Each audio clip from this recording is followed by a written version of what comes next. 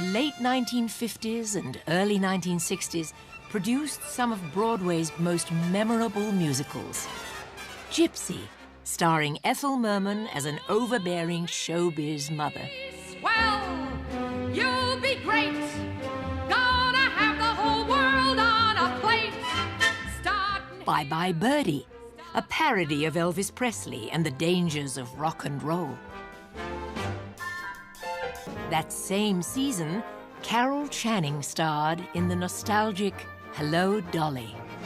Look at that crowd up ahead. Pardon me if my old spirit shows. Channing was followed by a parade of musical theatre legends in the title role. Pearl Bailey, Ethel Merman, and Mary Martin, who brought the show to Vietnam to entertain American troops.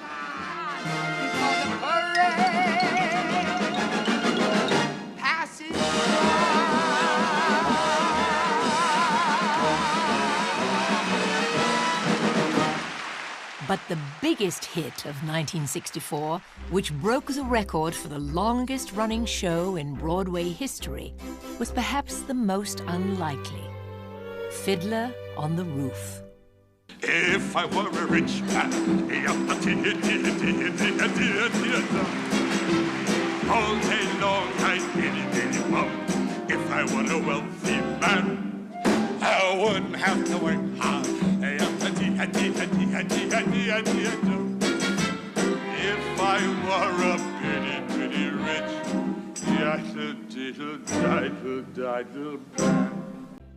we didn't realize it at the time. It was the sunset of the old-style Broadway musical that came in with Rodgers and Hammerstein. The opening number, Tradition, was actually about the closing of an era of the Broadway musical. The curtain rose on Fiddler, but it came down on that kind of show. It was really the advent of rock and roll that pushed Broadway musical out of the mainstream of American culture, because up until then, Broadway music had been the top 40, the top 10 hit parade music of the country, and that started to change. And by the late 1960s, it was a done deal. Hello, Dolly. This is Nurse Dolly. In May 1964, Louis Armstrong's rendition of Hello, Dolly spent a week at the top of the charts, breaking the Beatles' run of 3 straight months. You keep blowing, still growing, you still going strong. It was one of the last times in the 20th century that Broadway had a #1 hit song. Well, the culture is definitely shifting, but Broadway was basically trying to ignore the 60s. Yeah!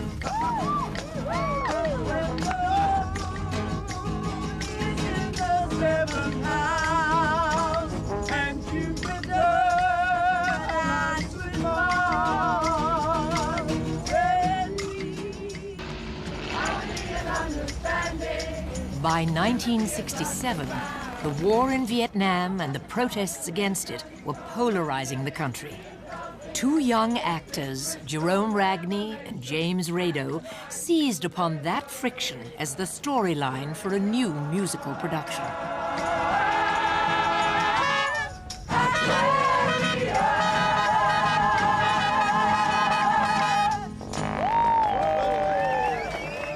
Vietnam was a major plot point in the show, but the war wasn't really the main thing. The main thing was the lifestyle.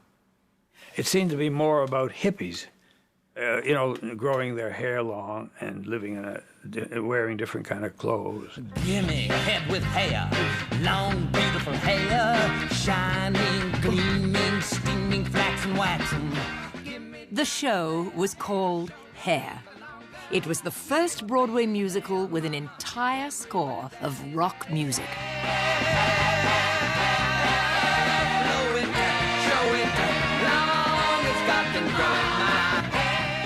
I'd never seen a Broadway musical when I wrote Hair. I like funky music. So that was and then when they said, well, we want a rock and roll score, I said, well, to me, that's what I do.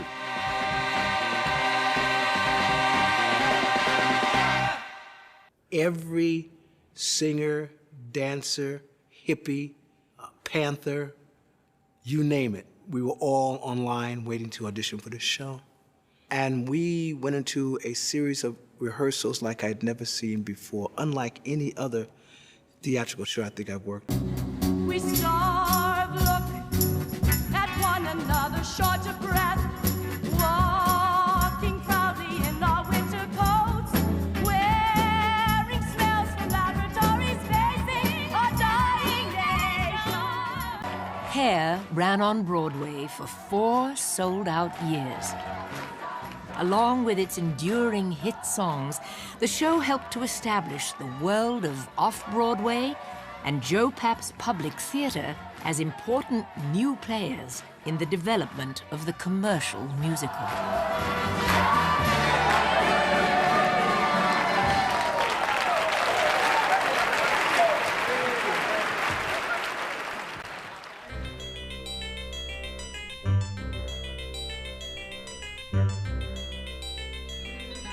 Another 100 people just got off of the train and came up through the ground, while another 100 people just got off of the bus and are looking around at another 100 people who got off of the plane and are looking at us who got off of the train and a plane in the bus maybe yesterday. It's a city of strangers. Some come to work, some to play. A city of strangers. It really wasn't until Steve Sondheim came along with Company that somebody was able to take all the stuff that had happened before, the Rodgers and Hammerstein influence, the director influence, the choreographer influence, all that stuff, and morph into something new that sort of said, okay, that's that, now we're into another. Poster walls with a crude remark. By the end of the 60s, Stephen Sondheim had collaborated on 6 Broadway shows. He followed up his lyric writing for West Side Story with another landmark, Gypsy, and then wrote both music and lyrics for a string of shows, including A Funny Thing Happened on the Way to the Forum. In 1970, Sondheim teamed up with Hal Prince on Company and plunged the musical into a new era. Probably the major thing that made Company controversial was that there was no plot. The audience kept waiting for a plot. We played with nonlinear storytelling. Obviously, I had preceded it with Cabaret, which was both linear and nonlinear. Now we made our way right into a whole nonlinear evening. Pardon me, is everybody here? Because if everybody's here, I want to thank you all for coming to the wedding. I appreciate you going even more. I mean, you must know it's a better thing to do and not a word of what you call. I'm Paul, you know the man I'm going to marry, but I'm not because it wouldn't ruin anyone as wonderful as he is. Thank you all for the gifts and the flowers. Thank you all. Now it's back to the showers. Don't tell Paul, but I'm not getting married today.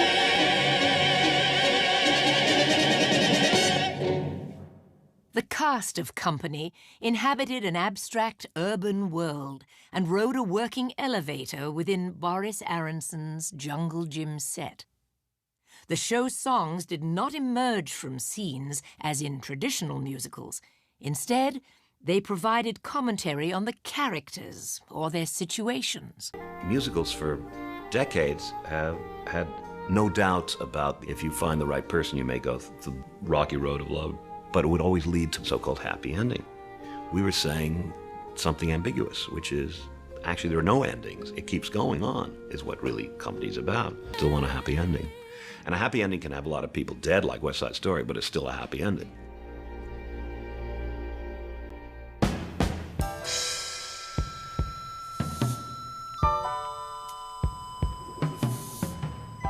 By the early 70s, New York City, like the rest of America, was in a deep recession, and nowhere was that more evident than on the Great White Way. This area in the 70s was a sewer. What Broadway needed was a hit. This time, it would come not from a big-time star, but from the supporting cast, the dancers, the self-titled gypsies who provided the backbone of a musical. Chorus dancers on Broadway are blue-collar workers. It was a former gypsy who reinvigorated Broadway, making dance so popular that leg warmers became a fashion statement. Michael DeFilia first appeared in a touring company of West Side Story, but on Broadway, he became known as Michael Bennett. I met Michael on Hullabaloo, a TV variety show in 1964.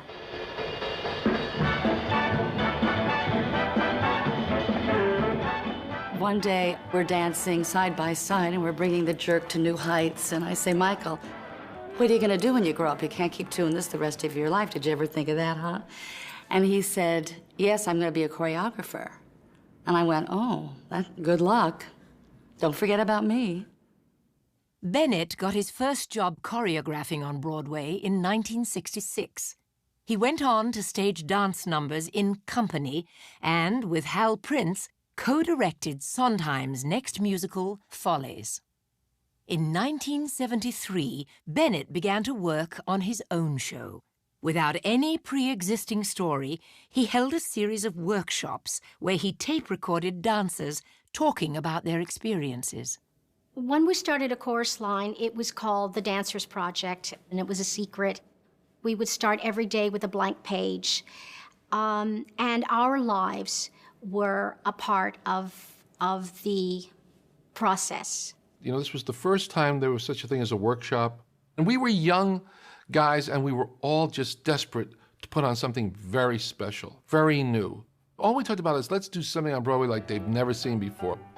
Again, step, kick, kick. With backing from Joseph Papp, Bennett spent an unprecedented 18 months developing the musical. A plotline emerged about dancers auditioning for a part in a new show. That connects with turn, turn, out, in, jump, step, step, kick, kick, leap, kick, touch. Got it? Going on. A 5, 6, 7, 8, a turn, turn, touch. In the beginning, there was a very difficult balance between making this about dancers but not making this about dancers. A 5, 6, 7, 8, a turn, turn, touch, down. At what point can you get away from the dancer metaphor and get into the world of we're all on a line? We're all in this together. Who am I anyway? Am I my resume? So many faces all around, and here we go. I need this job. Oh God, I need this show.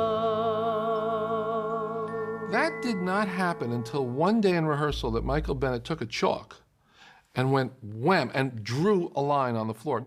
And he said, that's the line. We're all on the line. Well, now the common denominator of all these people is, God, I hope I get it. I hope I get it. Well, da-da-da-da-da-da-da. I think like now I'll never make it. I'll never make it. He doesn't like the way I look. He doesn't like the way I dance. He doesn't like the way I...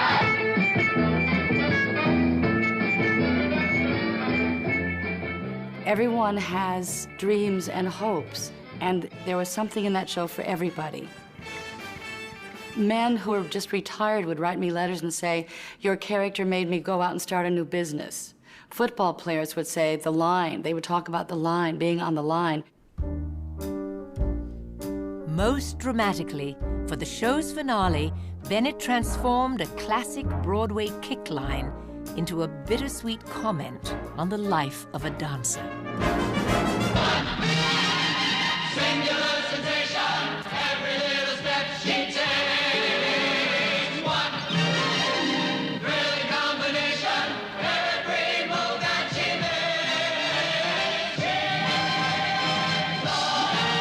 makes. You had an entire, 2 hours talking about these individual people and that all this torture they have to go through to get a job, to be on Broadway, is to be in an assembly line.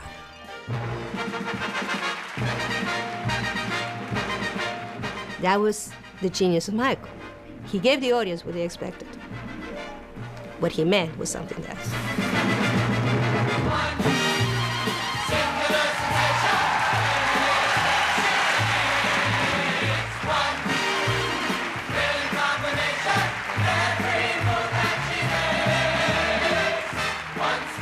A chorus line opened at the Public Theater and quickly moved to the Schubert on Broadway in July of 1975. It stayed there for over 15 years, breaking all existing box office records. Michael Bennett and the chorus line totally changed the musical theater. It really saved the financial fortunes of the Schubert organization. It was a catalyst for the improvement of this area. And of course, this area now is the most desirable area in New York. I saw a chorus line at the Schubert Theater in Chicago. I was in the last row of the last balcony. I saw the show. I went back to my dancing school, to my teacher, and I said, you've got to teach me to do turn, turn, out, in, jump, step, which was in the opening combination. 2 years later, I auditioned, I got the show, and I went on tour with the show. And when I went on the first time, and I was doing the opening combination, and I remember thinking to myself, I wonder who's in the back row. True story.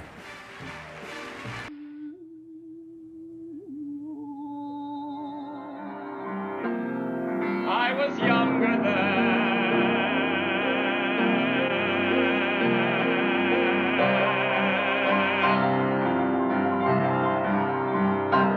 Tell him what I see. I am in a tree, I am 10. I am in a tree. I was younger then. In 1976, during the celebration of the country's bicentennial, Stephen Sondheim and Hal Prince were exploring the dark side of American imperialism in Pacific Overtures. Set in 19th century Japan, John Weidman's story was told by an all-male Asian cast in a kabuki style. If it happened, I was there. I saw everything. I was someone in a tree. Tell him what I see. It was a daring, courageous thing we did, and we were extremely proud of it, and it was a success. It was a flop, but it was a success. Throughout the 70s, Sondheim and Prince defied the optimistic conventions of the musical. Theatrical nostalgia turned bitter in Follies. And an operetta scored in three-quarter time, A Little Night Music, was fraught with anxiety. In 1979, they adapted the unthinkable into a Broadway musical. It was a tale of slaughter and cannibalism set in 19th century London, featuring the murderous barber, Sweeney Todd. I thought it would be fun to see if you can scare a contemporary audience the way movies can scare you. Attend the tale of Sweeney Todd. His skin was pale and his eye was hard. He shaved the faces of gentlemen who never thereafter were heard of again. He trod a path that you have trod, did Sweeney Todd, the demon barber of Fleet Street. We always wanted to go somewhere fresh and new. Sweeney Todd didn't hurt people's feelings. It was meant to thrill you. I'm much more interested in having an experience in the theater which is unlike the experience I'm having on the street. In the opening number, having the rumbling music was very low, and I put it in as low a key as possible, this feeling. Now, right, and always with a slight crescendo. So there's always a little leaning in, as if something's about to happen and then doesn't. So the feeling is of lifting the voice a little bit and then dropping them, lifting, dropping. That may seem subtleties that nobody gets, but it creates a mood. And I don't think anybody would argue that the opening moments of this play are very creepy indeed.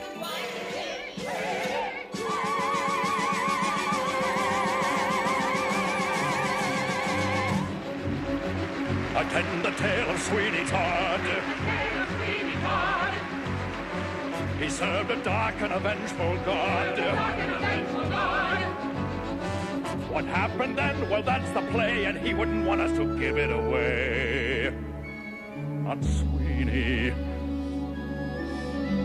Not Sweeney Todd. The demon barber of Fleet.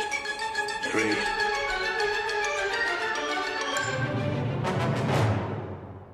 Sweeney Todd is the grisly tale of a barber falsely convicted of a crime who returns to London seeking revenge. His victims' bodies are disposed of by cooking them into tasty meat pies. Here we are, dear, hot out of the oven. The last line of the first act of Bond's play says they fall into each other's arms with laughter. And I thought, gee, that's a moment to sing about. And what are they laughing at? And then I thought, you know, they're laughing at the prospect of what people will taste like. This one might be a bit stringy, but then, of course, it's a fiddle player. No, this isn't fiddle player. It's piccolo player. How can you tell? It's piping hot. Sondheim's dark vision had moved the musical to where an audience could identify with a tale of murder and cannibalism. As the score's intertwined arias reach their climax, Sweeney Todd enacts his vengeance on society. And if you're beautiful, what then? With yellow hair like wheat, I think we shall not meet. Revenge is universal, whether people will admit it or not. And that's what the piece is about. It's about revenge. And I think the audience senses that, and they identify with Sweeney Todd. Goodbye, Joanna. You're gone, and yet you're mine. I'm fine, Joanna. I'm fine. Musicals have always tried to keep the dark side of the culture out of the frame. Sondheim was the first person to try to sing about that darkness. The ultimate expression of that in his work would be Sweeney Todd, which is, I think, a masterpiece. From tragic knife fights in West Side Story to vengeful throat-slitting in Sweeney Todd, the Sondheim-Prince collaborations stood at the apex of a period that redefined the musical tradition on Broadway.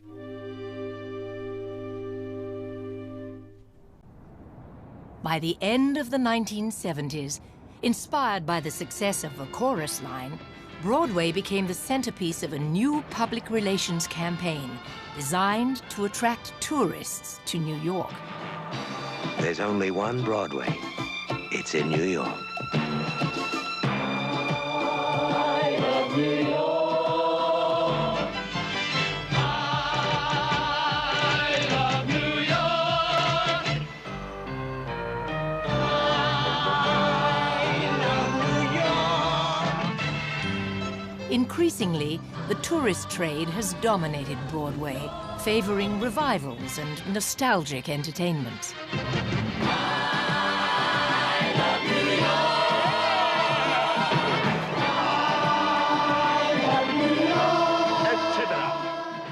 But the most successful shows in the years to come, in fact, the most successful in Broadway history, came from theaters in London, where a young British producer found a way to make the American musical a truly international phenomenon.